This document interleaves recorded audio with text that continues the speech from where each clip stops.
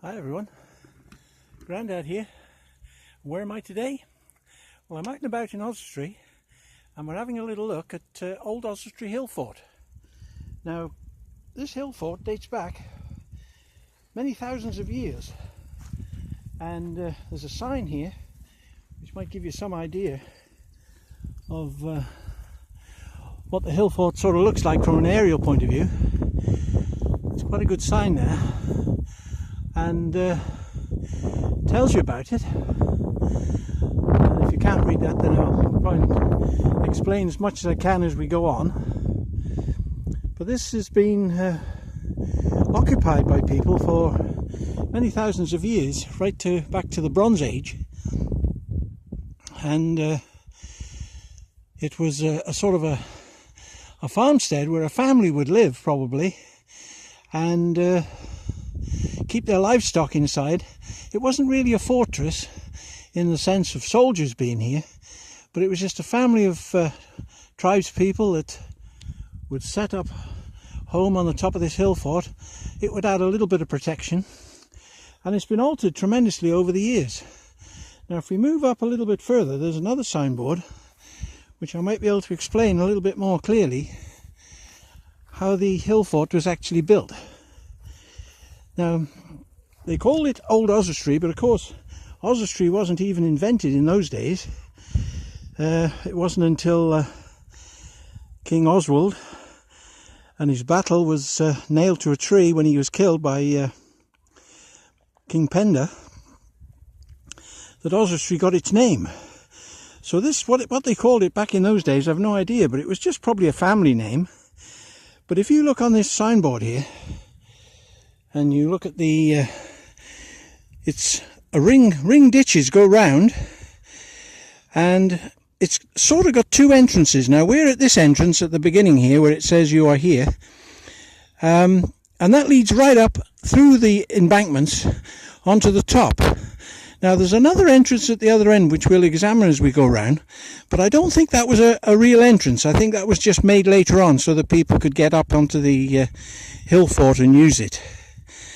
But the inner ditches, the two inner ditches were probably built first, and later on, when it was more fortified, they added another ring ditch going round it. And whether at the same time, I don't know, but maybe they built a third phase was when they built the main ditch going all the way around the outside. And he's got these strange divots here. Now, they don't look much on the plan, but those are huge holes, and great arguments from archaeologists as to what these were used for. Now, they're unique to this hill fort. No other hill fort, as far as I know, has these strange hollows, and some people seem to think they were put there to store water, but I'm not entirely sure about that. A certain fact, there doesn't seem to be any water up on this hill, so water would have been a big problem. So whether they would have been able to carry water up and store it, I don't know, or whether they could have dug down a well, which has never been found, to get water, I don't know. But because it's been taken over now by English Heritage, these various pathways have been put in, and because it's the height of summer now, all these embankments which you can see, there's the outer embankment going across, and an embankment that way with a large ditch. And as I say, these weren't all built at the same time, and these entrances had sort of rounded pieces, rounded areas. So this looks like it was the main entrance into the farmstead or hill fort or whatever you want to call it, and therefore it was sort of fortified, but not exactly in the way of soldiers being here. It would just be families of people. Now, this is another plan showing the ramparts and a little bit more of what I was trying to explain. I didn't know this was here, but I'll try and show you this little signboard. And as you can see, hopefully, it started off as just a ring ditch, and then the green part was added, another ring ditch was added, and eventually the blue part, the pits which are over this hedge, were added, and finally a yellow. In yellow there's another ring ditch going all around the fortification. So it's still a bit of a mystery as to why all these ditches were here and how they acted as a fortification. Now some people think these pits that they dug were part of the fortifications, but I can't really see why and how the ring ditches, which I'll just walk up here, whether you'll be able to see a view of the ring ditches from here, I don't know. This looks like possibly one of the ditches, one of the deep pits. Now, as I say, you can't see them really well. Maybe we'll see a better view of them when we get up on top. But these strange pits, now, they're huge. Well, at least that one is. There's about 4 or 5 on that side and some smaller ones on the other side. Now, they may have been used for storing grain, or as they say, they may have had water in. But whatever it was, they were certainly dug out very deep, and they must have had some purpose. They wouldn't have gone to the effort. Now, this hill fort's quite close to Oswestry, which is why it's got its name as Old Oswestry. But I don't think there was ever a town here. But another interesting feature is, later in its life, it was either joined onto or part of an area known as Watts Dyke. Now, Watts Dyke is a long embankment that was carved across the countryside for about 40 miles, and it cut right through this hill fort. Now, the remains of where it joined through aren't very visible, but apparently they joined through on this side of the fort, and again we might see it better from up above, and they went right through here, and they went on to an area known as Shelf Bank, where I actually live, just below Shelf Bank. And Watts Dyke goes across that way. Now, certainly a wonderful view from here, so if anyone was coming, you'd certainly see them long before they got here and have time to put up your fortifications and make ready for an attack. But when the Romans invaded, obviously they weren't really, they weren't an army, so they were soon overpowered by the Romans. And there's another signboard. It says the western entrance. It's quite puffed. Now this shows the entrance with all the roundhouses inside and the various pits that I'm talking about. As I say, no one really knows what those pits were for.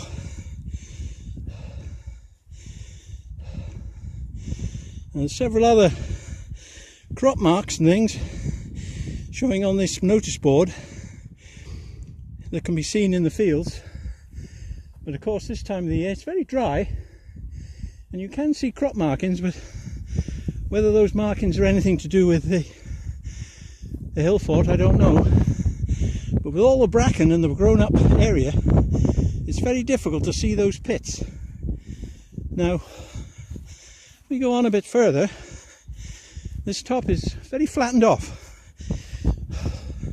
And of course they use it for cattle grazing now, which is why there's another entrance on the other side, so the farmer can get his cattle up. But I don't think that strictly was an entrance.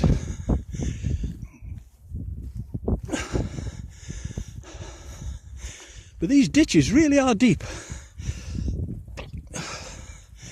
So I can understand why people would think this is a fortress, because it certainly looks like one.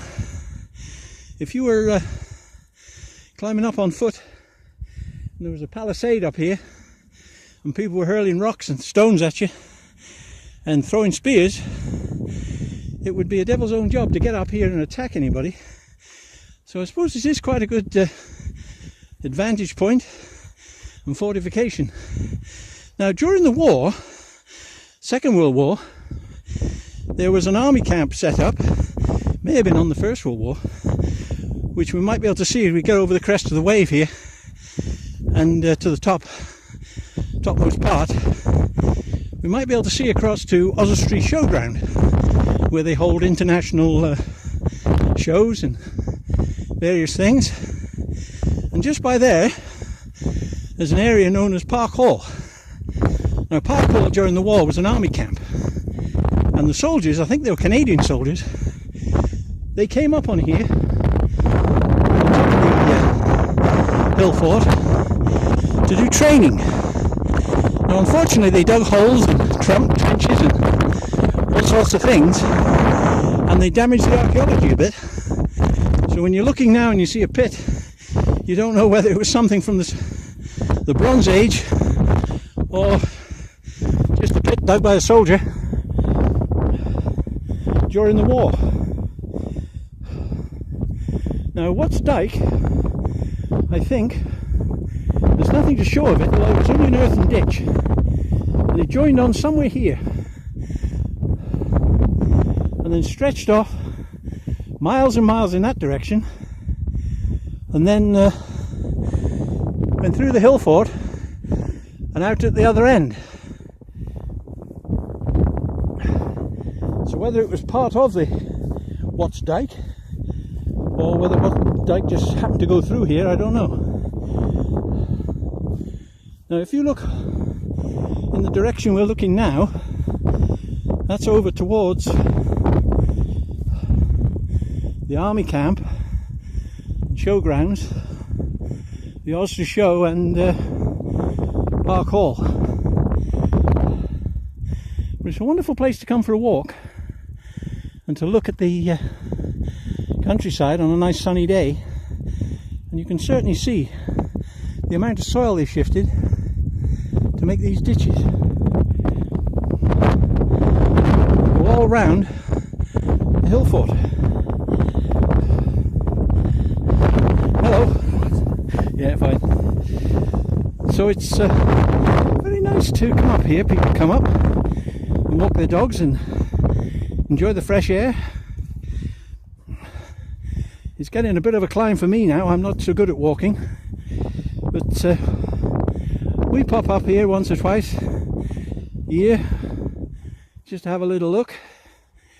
And it's particularly dry now. We've got to be careful we don't light fires, because Britain's going through a very warm spell, and there's been a lot of fires deliberately started apparently on the moors in England, and we've never had really forest fires here, but the moors get lit up now and again, and once the bracken starts to burn, which is this green stuff, when it gets dry, burns really well and can cause quite a fire. And if there happens to be peat underneath it, which there is in many cases, it smoulders underground and goes on burning. So it's an awful job, and they've been well over a week already trying to put out a man-made fire. They believe people deliberately started these fires, or maybe they were accidental, we don't know, but somebody seems to think that some people have been setting fires deliberately, which is awful. Now, a bit further round the hill fort, as you can see, the pit ramparts still go on all the way around. And I've been walking for 10 minutes or so now, and we're barely halfway round. Now, I'm trying to think of things to tell you about this, but to be honest, a bit of a trip there. There's not a lot to say that I haven't already said. So I think we'll just go on a little bit further, because round this corner, if I can follow the path round, we're quite high up now, and it gives you a wonderful view over Shropshire. So as I say, if anyone was approaching this hill fort, they'd certainly be seen spotted by anyone up on this hill fort. It's the highest piece of ground around, to keep a lookout.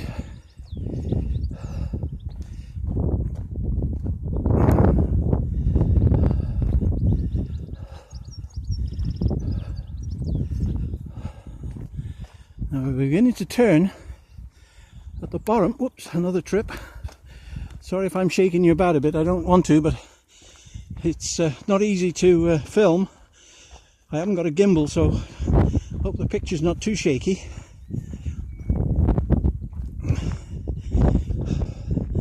But the ramparts still go on. You can see all the bracken. As I say, there's no visible evidence of Watts Dyke, but there is another dike called Offers Dyke, and that goes through here as well. Not actually through the hill fort, but across the land behind there, where I'm just panning. That's where King Offa made his dyke.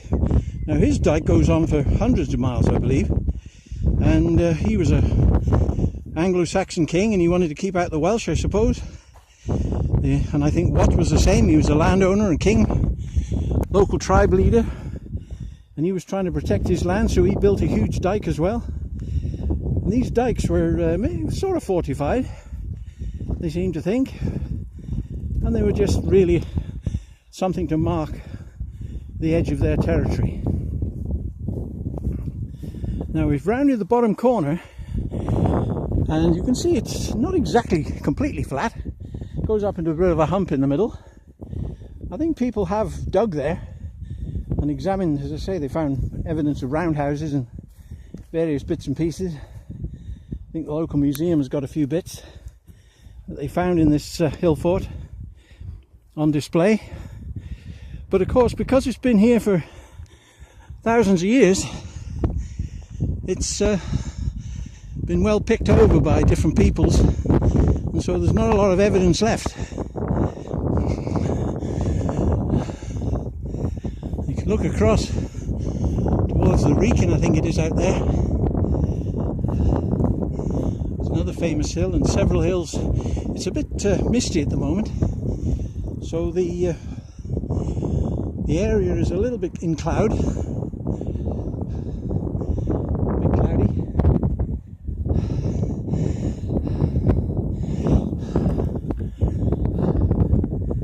Now we're coming up to the other area shortly, where there's another entrance. Now I don't believe this was a main entrance into the fort at all. I think this was an entrance that was built by farmers or local farmers just so they could get entrance in here.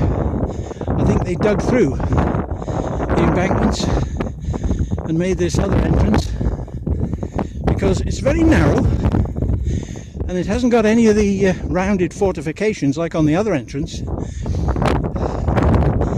to make it look like because the entrance would have probably had a huge gate built and make it more impressive and more difficult to get through. And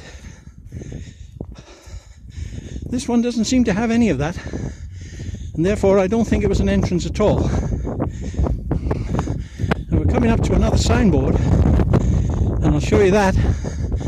This may tell you what they think about it, but I don't think this piece here is another entrance. I think this is just a piece that was dug through for the farmer. Now this one says life inside the hill fort.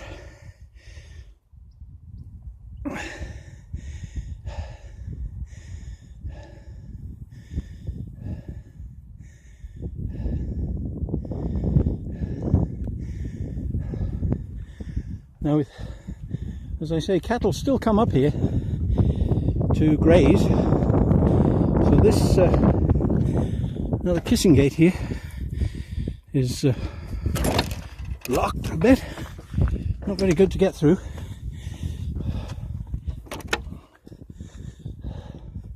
On that side. So I don't think this entrance is a genuine entrance. I think this has been dug in more recent times just to get the cattle up here.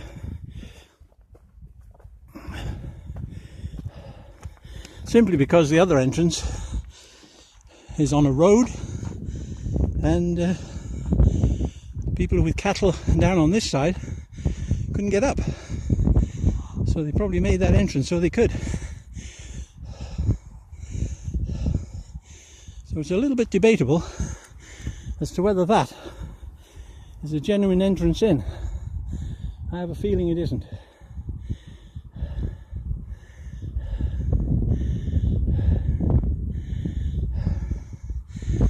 So we'll go on now, round a little bit further.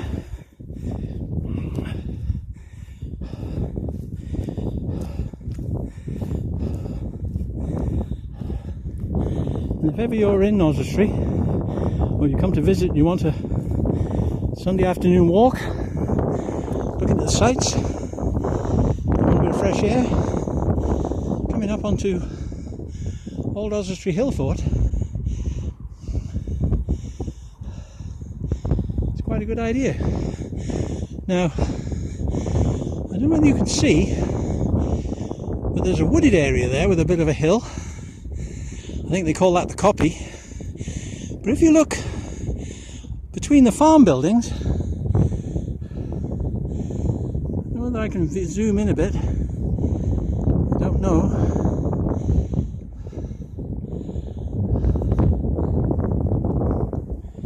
But over there is Shelf Bank. That little green patch in amongst the trees you can see just about there. You might be able to see it. That's Shelf Bank where I live. So we've walked from there today over to the Hill Fort, and as I say, I did a video looking back the other way but I haven't actually got that together yet to put that one up. But this was a little bit of the Hill Fort you could see from there when I was there, and I can see now a little bit of where I was from here. Now you can see the two ramparts and a path going between. So there's an awful lot of soil been removed or piled up to create these ramparts. And there's lots of stones, especially in this inner one. A lot of stones have been mixed in amongst it to keep it up.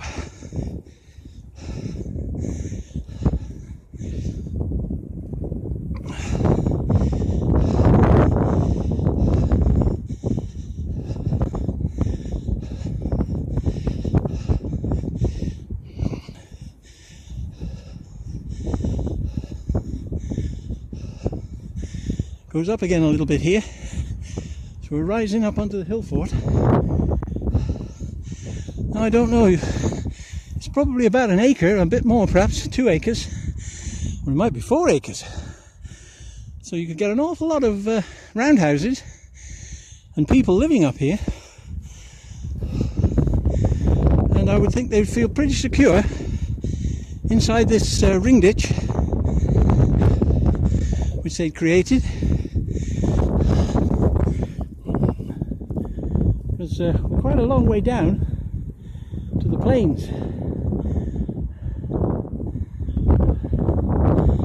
And I have found Bronze Age, even myself I found a Bronze Age axe one day when I was out metal detecting on an area just over there, not far away, at Babbin's Wood near Whittington.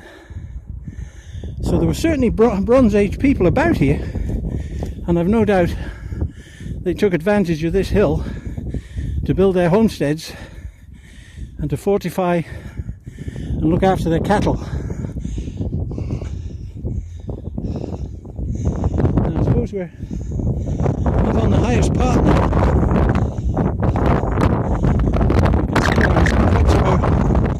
So many brambles here. You can see the 2 ditches going round. There's in actual fact about 4 ditches.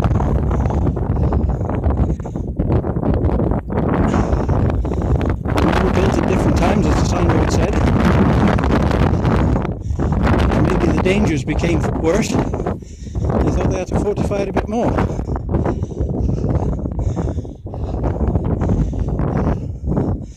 There's not many stories about Oswestry, or old Oswestry Hill Fort, in the annals of records over the years, so we don't know a great deal about it, other than what's here on the ground. But it's a very interesting place to come and look and have a wander. There's the what we call the copy.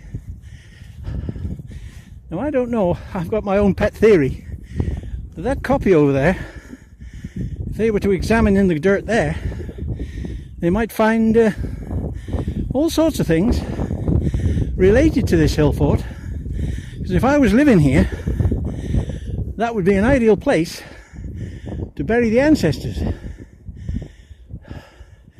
so that they wouldn't actually be in your fortress living with you, but next door. As far as I know, there's never been any excavation on that hill to back up my theory. It's just my own theory. There's a hill there, and it might well be that they use that as a burial ground, I don't know. It'd be a good idea. Now here is a good view looking over Oswestry, where we've come from.